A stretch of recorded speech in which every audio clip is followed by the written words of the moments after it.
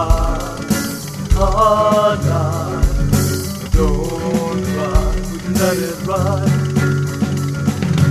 Goodbye, hard life. Don't cry, we let it ride.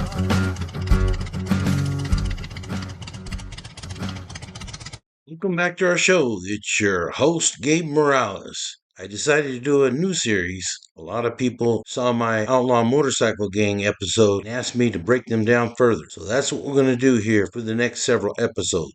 When I put out that video, as expected, I got some flack from some one percenters and their supporters that they are not gangs. They're motorcycle clubs, like it says on their patch. I heard one biker recently say that one percenter does not mean what it used to, that they know if they break the law, they will likely go to jail or prison. So he states they now avoid getting into trouble with police. But he stated that they're still definitely about not conforming to society's rules, like having to wear a mask during the recent COVID epidemic. He made an example saying, just check out all the transients who are eating out of garbage dumpsters, not wearing any masks. And they are still here. Not sure he could back that up with scientific info. I'd bet he got that idea from dozens of viral videos on the internet at the time, produced by amateurs, not medical doctors. I'm sure many of them did die, but even the medical experts admit deaths among the homeless are hard to track. So again, I'm not sure he had a valid point about that, but I do agree.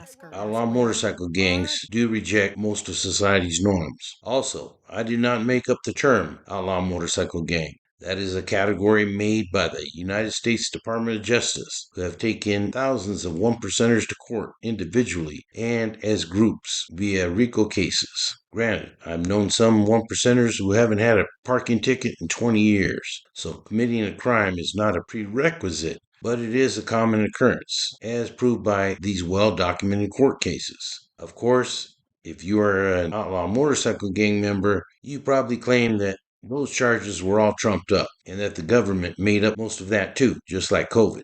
The Vagos Motorcycle Club is a one percenter club founded in San Bernardino, California in 1965. Like many other motorcycle clubs of the time, the Vagos was founded by military members who had returned home and enjoyed riding their Harley-Davidson motorcycles. This particular group were originally members of a different motorcycle club, the Cycles, who were located in Redlands, California. After some infighting, a few members decided to leave and form their own club, which became the Vagos Motorcycle Club that we know today.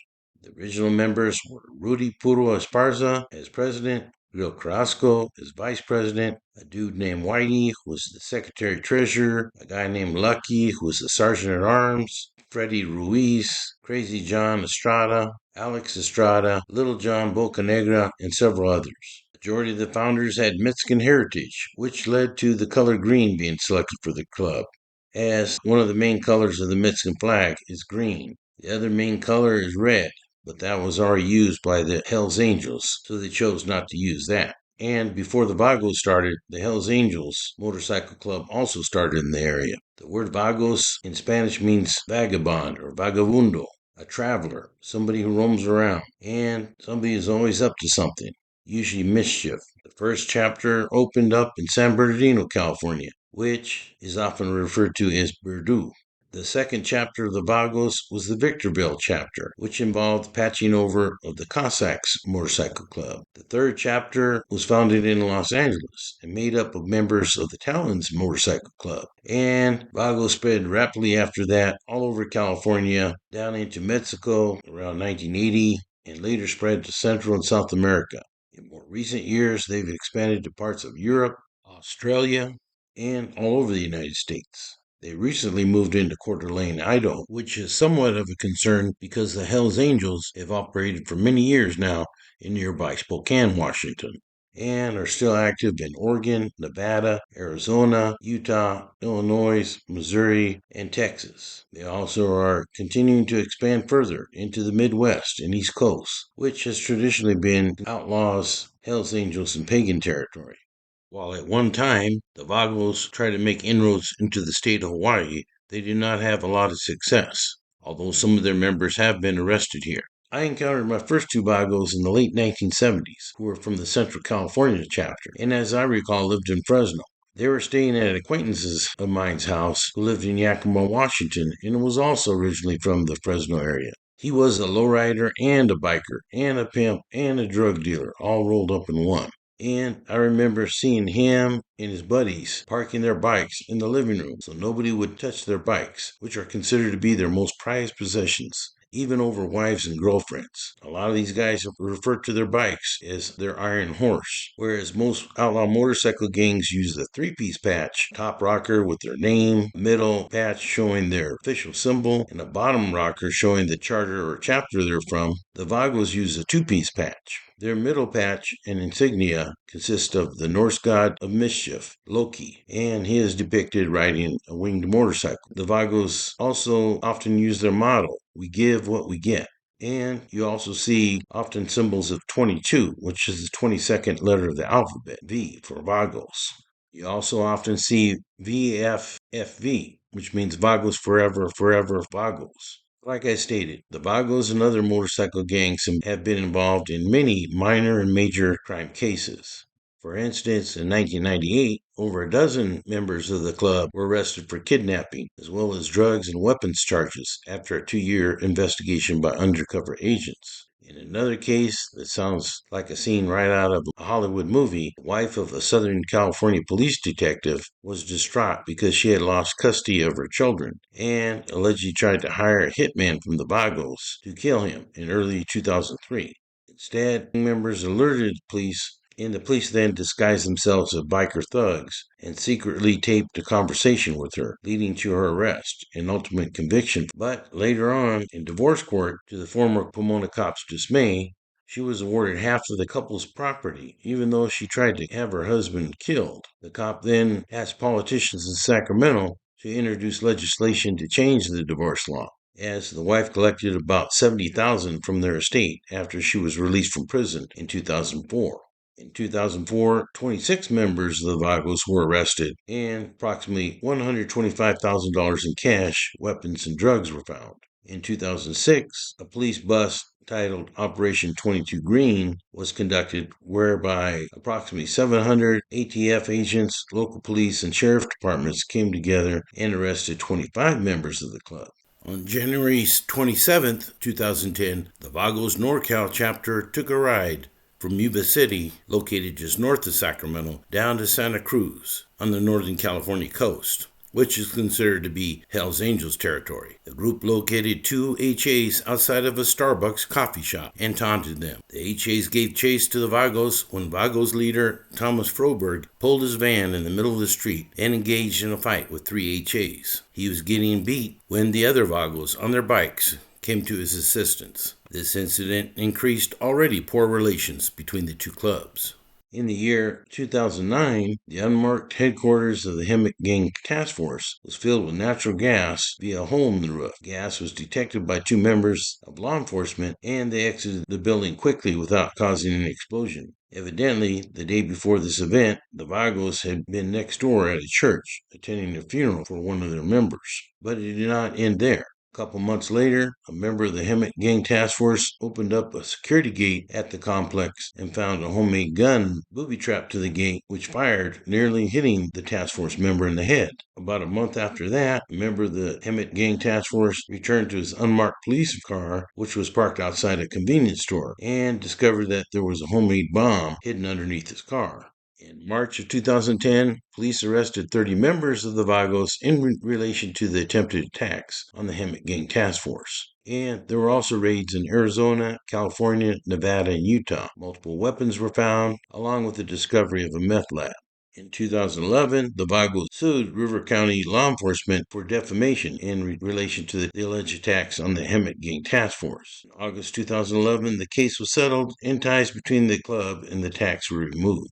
Law enforcement then later arrested two people who were not affiliated with the club for the attacks. And so, of course, the Vagos labeled all this police harassment.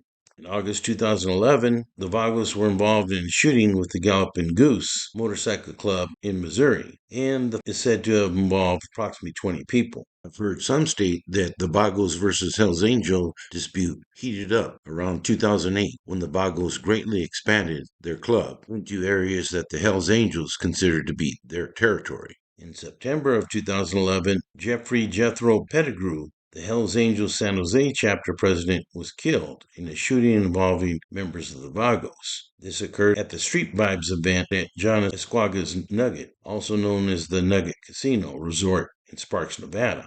Almost a week later, Vagos Motorcycle Club member Ernesto Manuel Gonzalez was arrested for the murder. And Los Angeles chapter Vagos Vice President Gary Ruddick was also arrested in relation to the event and later pled guilty to second-degree murder.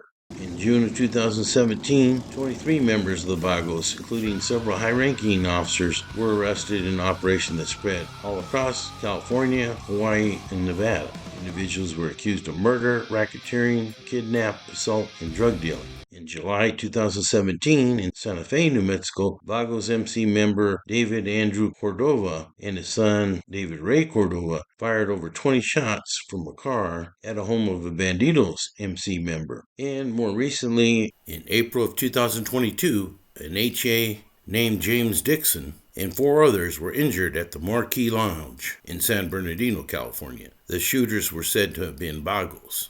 In the year 2022, police stated that a Memorial Day weekend shooting on the Las Vegas area freeway was an apparent ambush by Hells Angels members on the Vagos, who were returning from a veteran cemetery ride. Richard John DeVries, who police identified as the Las Vegas Hells Angels charter president, and prospects Russell Smith and Stephen Allo were arrested several hours after the shooting on U.S. Highway 95, according to police reports. On July 8, 2023, a Vago was shot in South Sacramento, where I used to live. Luckily, he was wearing a bulletproof vest and survived. 4 San Francisco Hells Angels were later arrested for it and charged with attempted murder. So, like I said, currently the Vagos have high tensions with the Hells Angels, but they also have some beefs with the Mongols and Pagans. They have issues with the Pagans because a Vago support club named the Green Machine broke away from the Vagos and became West Coast Pagans. It's interesting to me that the Pagans seem to have been losing members and territory, but they have recently engaged in an aggressive recruiting and expansion campaign. Because of their long beef with the Hells Angels, the Vagos and Mongols were previously considered to be loose allies. However, things in the biker world always change, and issues with the Mongols erupted after a fight in Southern California that happened in the summer of 2023. They end up getting into it, and the Mongols want war over it, but the Vagos actually have made peace efforts. Still, lots of tensions remain between them, so we'll see. One good book about the Vagos is Terry the Tramp, The Life and Dangerous Times of a One Percenter by K. Randall Ball, who is actually Easy Riders magazine writer Keith Bandit Ball. It is a biography of Terry the Tramp Orendorff, former international president of the Vagos, a position which he held for several decades. The book but also provides a good insight into the outlaw biker culture, in particular around the time period of the 1970s and 1980s. Another good book to read about the Vagos is Vagos, Mongols, and Outlaws, My Infiltration of America's Deadliest Biker Gangs by Charles Falco and Kerry Drobin. I've heard Charlie speak at law enforcement training conferences before, and I'll never forget saying that he was not proud of a lot of things he did in his life, but he was proud that the Vagos made a special patch just for him that said, "Fuck Falco." Falco was a big-time methamphetamine dealer in 2001, reportedly earning $500,000 a year when he was arrested by law enforcement and was provided a deal by the ATF to infiltrate outlaw motorcycle clubs, even though he was not from that world. First, he infiltrated the Vagos MC, where he rose to the role of officer, I believe vice president of the Victorville, California chapter that was covered in the Gangland series. He later joined the Mongols and lastly the Outlaws, where he became Petersburg, Virginia vice president. I really don't know how he did it, as police undercover work is a very dangerous business, but it has been done, and I'll show more examples of that with my buddy William Billy Queen in my next Mongols episode. I'll also talk about it after that when I address my friend Jaybird Dobbins, who infiltrated the Hells Angels. Well, that's all for now. I hope you enjoyed this episode and learned something new. Don't forget to hit that like and subscribe button and share this video and channel with your friends if you think they might be interested. Thanks for watching and please stay safe. Been Gabe Morales signing off for Gangsters, Cops, and Politicians.